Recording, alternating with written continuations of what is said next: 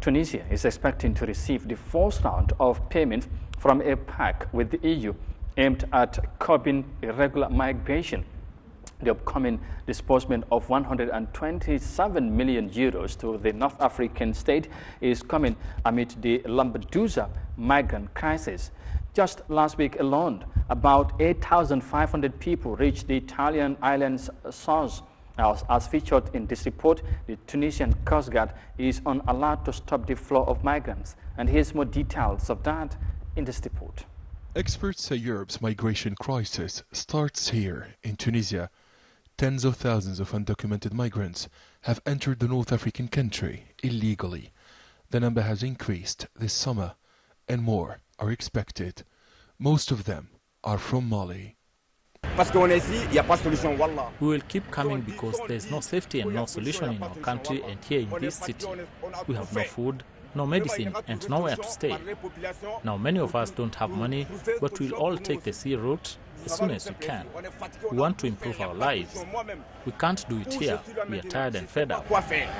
Despite Tunisia's huge efforts to stop the waves of migrants to Europe, Tunisians believe the number of illegal crossings is still on the rise.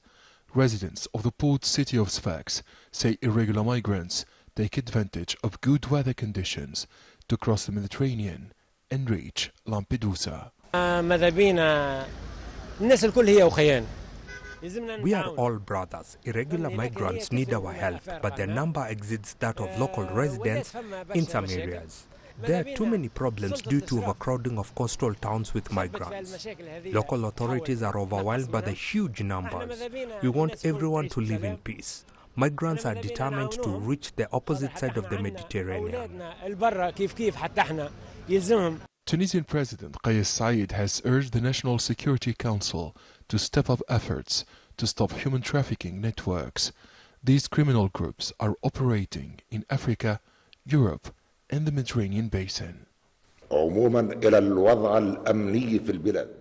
will shed light on the security situation in the country and some phenomena which should be eradicated, including, and it's not the least dangerous, the phenomenon which has spread but which we are fighting with all means. It's a phenomenon of human trafficking and human organs trafficking.